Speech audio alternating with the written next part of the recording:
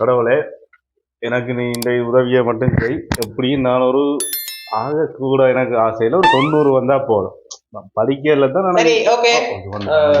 இந்த கடைசி கடைசி ட்ரோவில் கடைசியா வந்து எப்பவுமே வகுப்பிலையும் கடைசி இப்படி. Thank you sir. இப்ப இல்ல நான் டைம் சொல்லுவேன். பொருங்க வாரு. ரைட், உங்களோட டைம் ஸ்டார்ட். எல்லாம் எழுதுறது தொடங்குங்க. 1 மணிக்கே வந்தானே. இந்த என்ன விஞ்ஞானம் ஒன்று வந்து இவன் சமூக கல்வி பேப்பர் தந்திருக்கான்.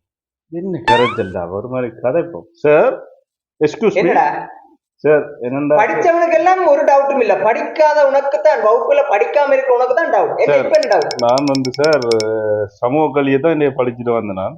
நீங்க வந்து விஞ்ஞான பேப்பரை தந்திருக்கிறீங்க.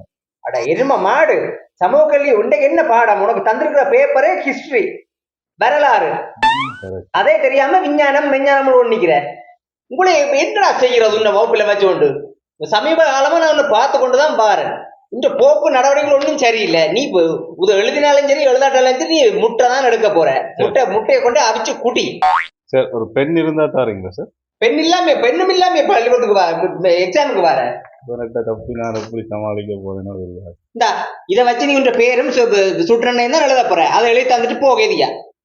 சரி, சுட்டன்னு தாவம் இல்லை சார். அங்க என்ன சத்தம்? சரி, வேற ஒரு சுட்டனை போடுவோம். இவன்கிட்ட தப்புவோம்.